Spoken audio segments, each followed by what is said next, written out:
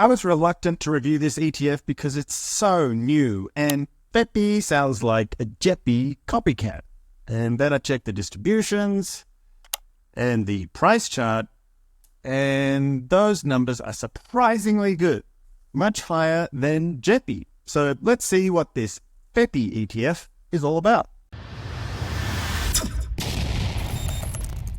Despite the rhyming name, there are some major differences between FEPI and its $30 billion sound-alike JEPI.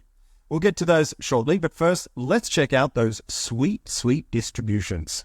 Inception for FEPI was in October 2023, so it's just a little baby. If we look on Snowball, the 3 monthly distributions paid so far have been, well, huge. Yield is calculated on the trailing 12 months of distribution, so most websites won't show you a meaningful number for FEPI yet. I'll annualize the distributions by taking the sum of the months and multiplying by 4 to give the estimate I mentioned at the beginning of this episode, 25%. When I see a yield or an estimated yield that high, well, alarm bells go off in my head. My first thought is, well, the net asset value has to be falling, right?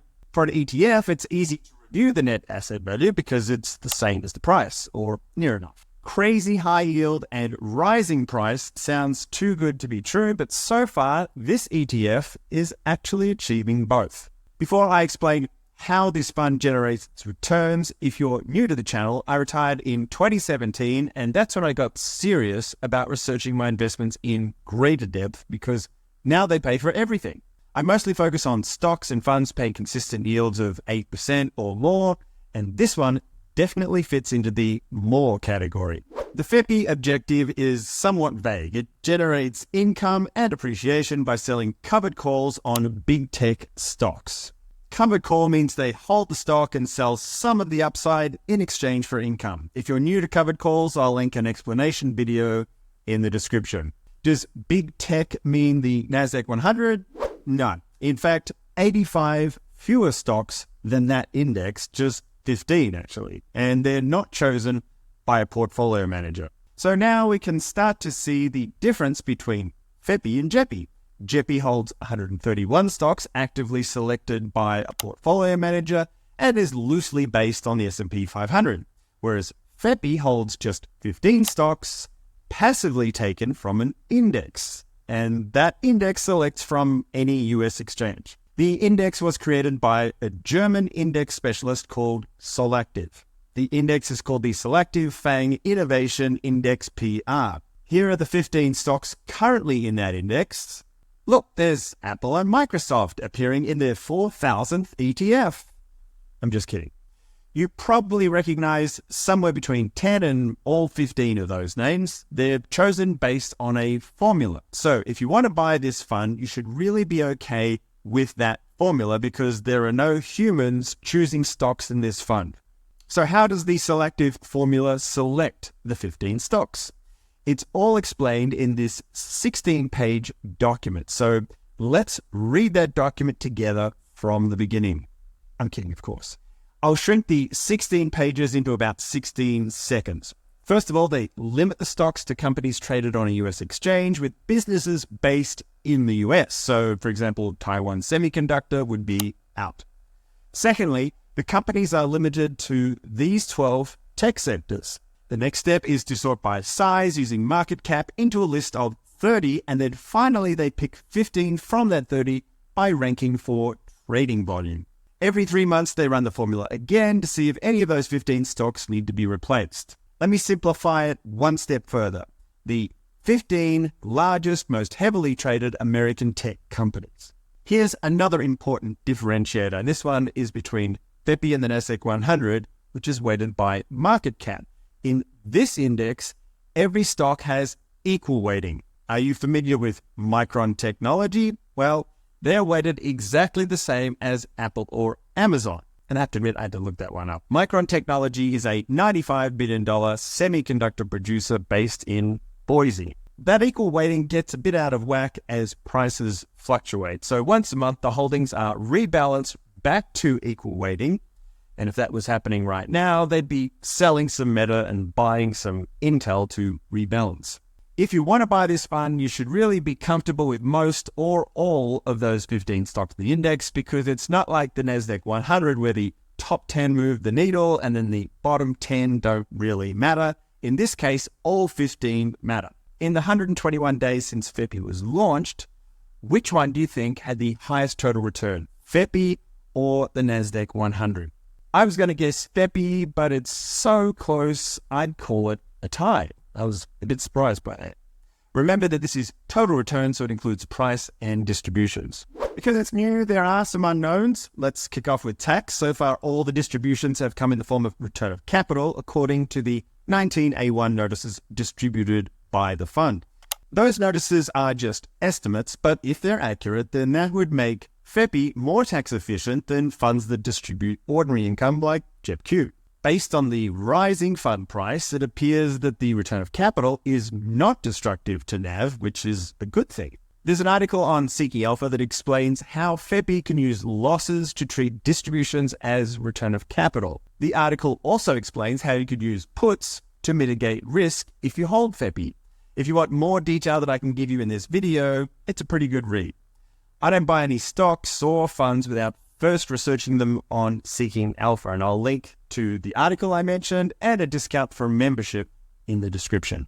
Investors are paying a 0.65% fee to own this fund. It's actively managed, and what you're really paying for is the portfolio's skill at selling those covered call options. And by that I mean knowing which stocks to write calls on, at what strike price, and on what percentage of the portfolio. So far, the fund is doing well, but we're on a tech bull run at the moment, so that's not really a great test of their ability. It will be interesting to see how FEPI's price and distributions look after a tech correction.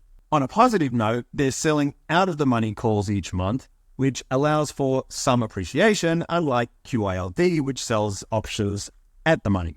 FEPI is marketed by Rex Shares, and I'm not actually familiar with them, and this FEPI ETF is their only covered call ETF. The rest of their funds are leveraged single stock funds like Gooks. Not my cup of tea. If you read the 48-page prospectus, on page 34 it describes who actually manages the portfolio, and it's not Rex. It's a company called Dividend, based in Georgia. I'm not familiar with them either. I looked at Biden's website and it doesn't mention FEPI or their relationship with Rex. I'm not saying that's good or bad, but I'd like to know more about Ryan and Austin, portfolio managers, before committing substantial funds to this ETF. I'll reach out to them and request an interview, but Ryan or Austin, if you're watching, let's talk. I searched YouTube and found no interviews with them, but it never hurts to ask. That 25% yield implies more risk than I'm normally comfortable with. FEPI was fortunate to launch during a tech bull run, so I wouldn't take recent performance as normal. The key risk is that a tech correction would probably hit these 15 stocks harder than it would hit the NASDAQ 100. Even though the fund is brand new, the index it's based on has been around since 2014. That's the selective index.